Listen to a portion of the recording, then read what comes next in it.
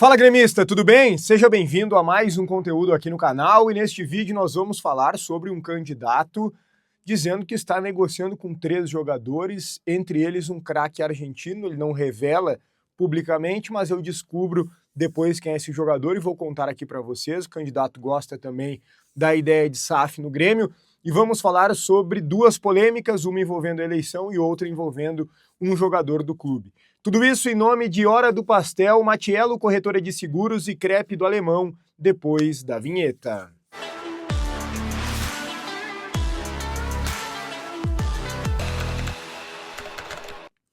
Muito bem, pessoal, antes de tudo, deixe teu like no vídeo, importante para o conteúdo ser entregue a mais gremistas aqui no YouTube, então me ajuda com o like já na arrancada, te inscreve no canal, me ajuda a chegar na marca dos 70 mil inscritos, a gente se aproxima disso. Então entra aqui no canal, confere se tu é inscrito, se não for, se inscreva. Também ativa as notificações para sempre ser avisado sobre novas informações do Grêmio e vai deixando a tua opinião nos comentários sobre todos os temas. Uma nova polêmica envolvendo Kiki Oliveira. Sim, o atacante uruguaio não para de se envolver em problemas extra-campo. Alguns problemas mais concretos, outros menos, mas sempre alguma situação que acaba incomodando. Mais uma entrevista, desta vez mais uma entrevista para uma rádio uruguaia, onde ele revela que conversou e conversa com um dirigente do Nacional, que ele já conhece há muito tempo e que revelou a esse dirigente que ele pretende um dia se transferir para o Nacional, que é um sonho dele jogar em um dos principais clubes do Uruguai, que é o Nacional. Eu até, confesso para vocês, não vejo tanto problema assim nessa fala, se ela fosse isolada, se o Kiki Oliveira não tivesse um histórico, mas como ele tem um histórico de dar entrevistas, na última reclamou do Mano, agora está dizendo que quer jogar em outro clube, teve algumas oportunidades em que ele não ficou à disposição por alguns problemas também dele, né, que foram mal explicados, né? Tudo isso gera uma montanha de problemas do senhor Kiki Oliveira. Ele já foi multado mais de uma vez, ele já foi cobrado, já conversaram com ele, tanto o técnico Mano Menezes quanto os dirigentes, já falaram com o empresário dele. O Kiki Oliveira não mudou. E eu quero dizer para vocês que o Kiki Oliveira não vai mudar. Porque o Kiki Oliveira, através do seu representante, já deixou muito claro para a direção do Grêmio que quer o mais rápido possível ir embora. Ele, inclusive, sequer entrou no último jogo e isso talvez se torne algo comum. Porque o Kiki Oliveira hoje não é um jogador que o Mano confia. E eu não estou aqui falando do aspecto técnico, embora eu ache ele bem limitado. Mas ainda assim o Mano utilizava ele porque é um jogador que se entrega muito dentro de campo, que até consegue exercer bem ali, né, ou pelo menos razoavelmente bem, um papel tático. Então ele era um jogador bem utilizado. Mas ele caiu muito de rendimento, foi para o banco e reagiu muito mal a isso, né? O Kiki Oliveira, mais do que já ter dito com todas as letras que quer ir embora, ele está nitidamente forçando uma saída. Então, eu tenho praticamente certeza que esse último episódio, essa entrevista para a Rádio Uruguaia, não será o último movimento do Kiki Oliveira para incomodar os dirigentes do Grêmio. Ele vai seguir fazendo coisas que incomodam porque ele está forçando uma saída. Só que o senhor Kiki Oliveira não tem noção do que foi a contratação dele para o Grêmio.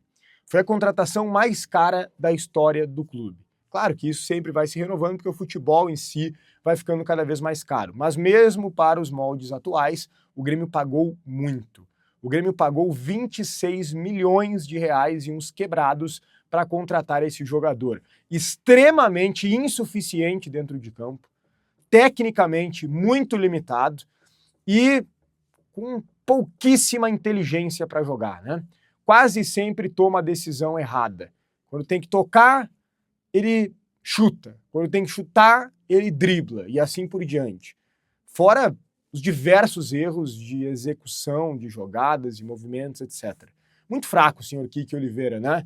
Não vale nem a metade do que o Grêmio pagou. Nem a metade do que o Grêmio pagou. Um erro, uma contratação totalmente errônea. Mais uma, né, que essa diretoria fez. Mas o senhor Kiki Oliveira realmente é um jogador problema. E é claro que quando os clubes tentam a contratação dele, buscam o máximo de informações possíveis. Então isso dificulta, sem dúvida alguma, para que o Grêmio possa negociá-lo. Porque ele quer sair, ele está forçando para sair, ele vai seguir forçando para sair, mas o Grêmio não vai liberar de graça. O Grêmio vai tentar, pelo menos tentar, recuperar uma parte do que foi investido. É complicado. Que situação o Grêmio se meteu. Mas quando o Grêmio foi contratar, o Grêmio sabia que ele tinha problemas extra-campo. Mas sempre é aquela história, né? Aqui vai ser diferente. Aqui ele vai mudar. Aqui nós vamos cuidar dele. Não dá, não adianta.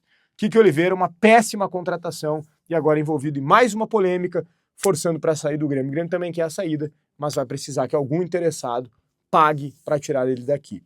Ok? A outra polêmica está em relação à eleição do Grêmio, a tentativa de impugnação da chapa do Calef, uma tentativa que vem da chapa 2, a chapa do candidato Odorico, tentando impugnar a chapa do Calef, porque um dos vice-presidentes, né, um dos integrantes do conselho de administração da chapa do Calef é o Luigi Gerassi, que é o proprietário da Luage Imóveis, e o filho do Luigi, segundo a chapa do Odorico, é empresário de futebol.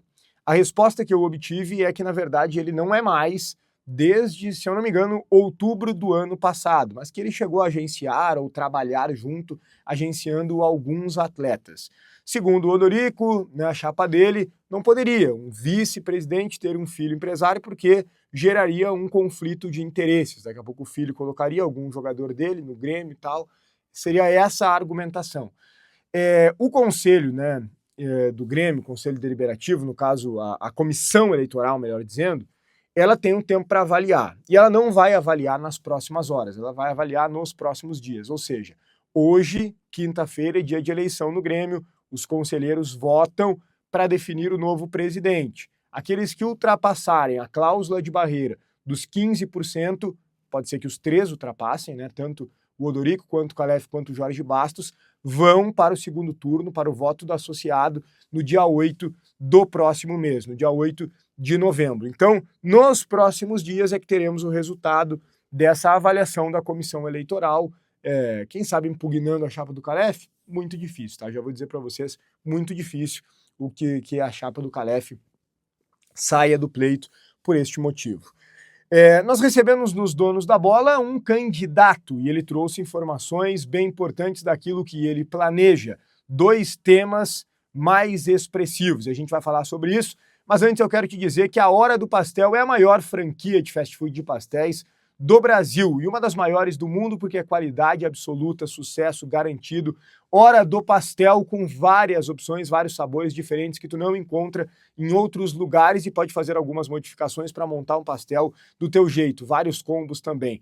Hora do Pastel é pastel crocante com recheio generoso e um sabor que conquista. Grenal 10, o cupom para tu ganhar 10% de desconto.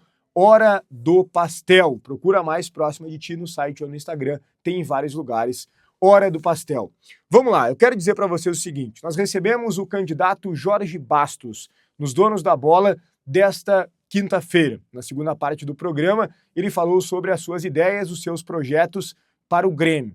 Eu ainda não havia escutado o candidato e vi que ele está disposto sim a fazer algo diferente, embora não tenha atacado nenhum dos outros candidatos. Ele entende que são bons candidatos, mas que ele tem ideias melhores e pretende colocar elas de maneira cada vez mais clara para o associado gremista, mas óbvio que o primeiro passo é passar pela cláusula de barreira, pelo voto dos conselheiros na noite dessa quinta-feira. Mas ele já antecipou algumas questões mais impactantes. Por exemplo, ele gosta de SAF. Ele gosta da ideia da SAF. Ele disse: não é que eu sou totalmente a favor da SAF, mas eu não sou contra, e essa é uma diferença que existe entre eu e os outros candidatos.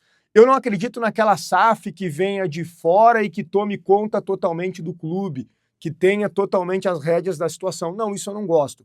Mas uma SAF que venha e daqui a pouco tem 49% do clube, vai investir, vai trazer uma outra estrutura, vai também trazer uma outra vivência, uma outra experiência, vai colaborar de várias maneiras além da financeira, mas o clube continua tendo a maior parte das ações. Essa é a SAF que eu acredito. essa é a SAF que eu vejo com bons olhos, essa é a SAF que a gente precisa estudar, esse é o modelo de SAF que a gente precisa se aprofundar e, quem sabe, avançar. Foi nessa linha o que disse ele sobre SAF. Ele gosta da ideia, mas nesses moldes que eu acabei de explicar. E ele falou, não poderia ser diferente, sobre a possibilidade de contratações, reforços, aquilo que ele imagina. E ele falou, nós temos 3 jogadores que a gente avalia. 3 jogadores que a gente já avalia e que a gente já fez algum tipo de movimento para trazer para o Grêmio, que a gente projeta caso a gente ganhe a eleição e eu me torne presidente do Grêmio, disse o Jorge Bastos. Um deles, ele falou assim de forma espontânea, um argentino bem conhecido, a gente brincou, é o Messi? E ele falou, não é o Messi, ele deixou claro que não era o Messi, mas não quis falar qual era o nome no ao vivo, publicamente. Terminado o programa, fui perguntar para ele. Ele disse, não, deixa como nome no cofre, não vou revelar, mas é um argentino que joga muita bola, que tem muita qualidade. E é um nome que eu quero trazer para o Grêmio, que eu já fiz algum movimento e eu vou trabalhar para isso caso eu me torne presidente. Ele não prometeu a contratação, mas ele falou assim como eu acabei de relatar.